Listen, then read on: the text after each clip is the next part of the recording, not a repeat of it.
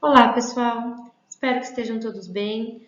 Aqui quem está falando é a professora doutora Fernanda Duarte.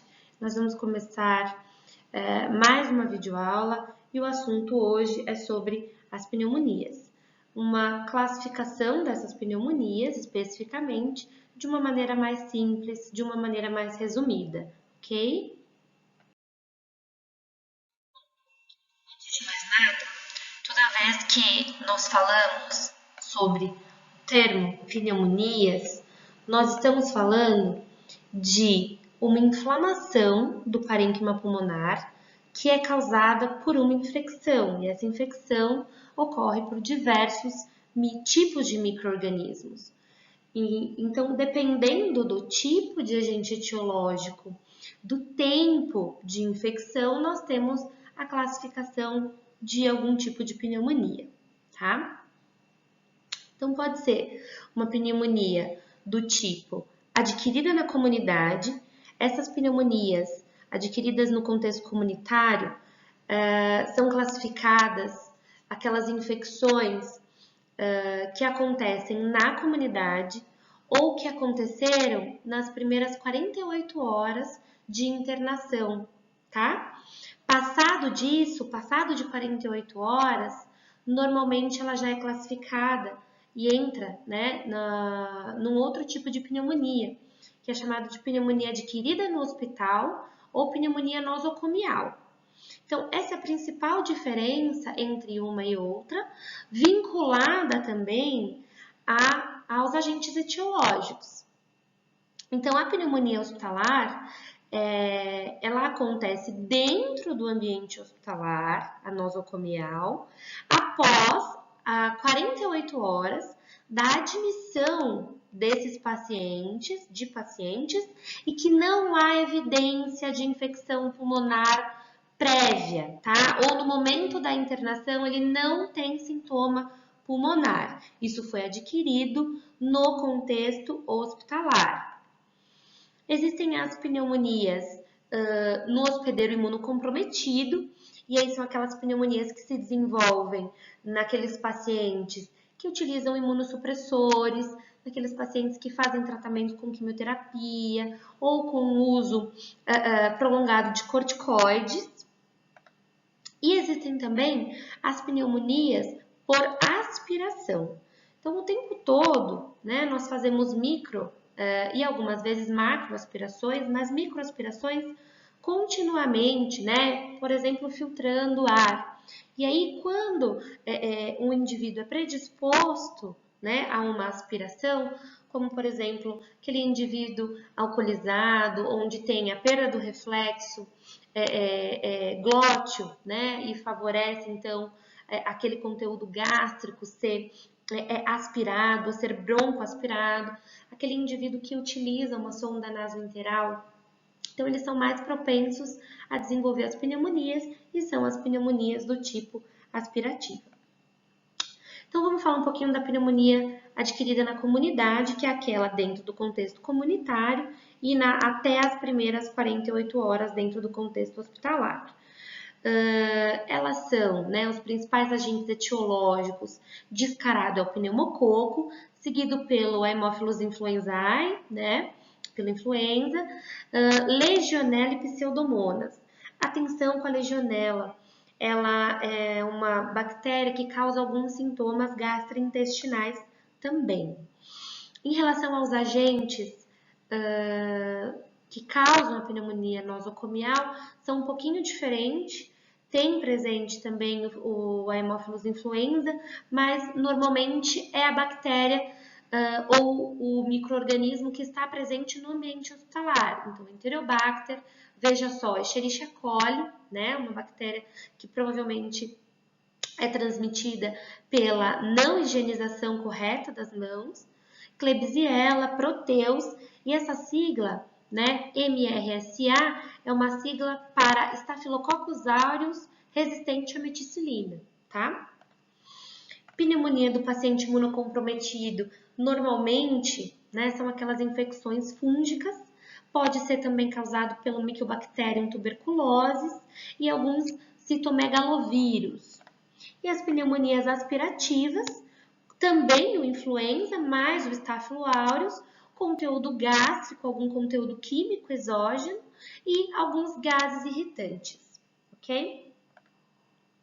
Qual a sintomatologia, né? Independente do tipo de pneumonia, nós temos uma sintomatologia geral, né? É claro que em alguns casos isso vai diferir um pouco, mas no geral o paciente apresenta febre, né? Calafrios, dor pleurítica. O que é essa dor pleurítica? É uma dor nas costas, uma dor intensa, principalmente durante os movimentos respiratórios. Ele pode apresentar taquipneia, taquicardia, né, muito por conta da febre também, expectoração, e essa expectoração ela pode apresentar algum conteúdo de coloração diferente, desde uma coloração esbranquiçada até uma coloração esverdeada ou uma coloração amarelada. Sinais e sintomas de infecção de vias aéreas superiores. Então, o paciente ele pode apresentar congestão nasal, né? Coriza, ok? Mialgia, então é um estado, né, de doença estressante. Muitas vezes esses micro-organismos acabam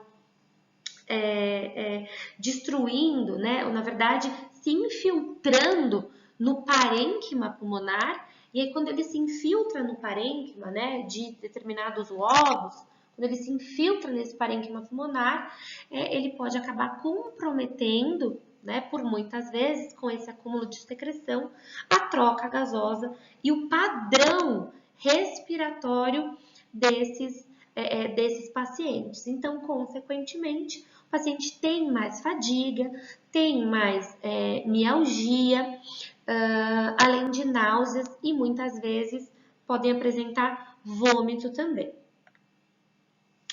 Tem alguns achados e exames diagnósticos que facilitam o diagnóstico prévio ou a identificação correta de um paciente com pneumonia. Anamnese e exame físico são essenciais. Então, no exame físico, é necessário que se haja a ausculta pulmonar, buscando, né, a identificação dos murmúrios vesiculares, se eles estão presentes, se eles estão diminuídos, e pela presença, então, dos ruídos adventícios, como provavelmente o paciente pode apresentar roncos, né, pelo acúmulo de secreção. Tem algumas escalas de estratificação de risco que são muito utilizadas a nível mundial, que é a escala de Porte e a escala de Kirby. A escala de Porte é mais complexa e mais longa e ela aborda outros itens que não a escala de Kirby. Mas Kirby é facinho da gente identificar. Então, o C significa confusão mental, o U é ureia, então ureia acima de 50, respiração, o R acima de 30, o B é de blood pressure, então é de pressão arterial, o B significa se o paciente está hipotenso, né? Abaixo de 90 por 60 milímetros de mercúrio e 65 anos. Dependendo da classificação, da pontuação desse paciente, ele é considerado um potencial para ser internado, para receber medicação endovenosa. Deve-se fazer, então, gasometria arterial para esse paciente, o que eu havia comentado. Há uma dificuldade na troca gasosa por uma alteração na ventilação-perfusão, do coeficiente de ventilação e perfusão. E vale lembrar que a ventilação e perfusão ela não é a mesma, né, em todas as áreas do tórax, em todas as áreas do pulmão. Um raio-x de tórax é essencial, porque aí permite a visualização dos infiltrados pulmonares e diferencia entre pneumonia, broncopneumonia, derrame pleural ou tamponamento cardíaco, entre outros. Hemocultura é extremamente importante, porque como nós vimos, né, aqui ao lado nós temos diversos tipos de agentes etiológicos e a hemocultura ou a cultura do escarro também, né, ela ajuda e direciona o melhor tratamento. E um leucograma, né, e um hemograma, né, pessoal? Porque a gente avalia no hemograma completo principalmente a série de leucograma para ver se o paciente tem algum tipo de leucocitose, garantindo que realmente a infecção é bacteriana, não necessariamente fúngica ou viral, certo? Essa é uma maneira resumida da gente relembrar, e aí agora vocês podem treinar e aprofundar um pouquinho mais sobre o assunto, ok? Espero que tenham gostado. Então, até a próxima. Beijão. Se cuidem!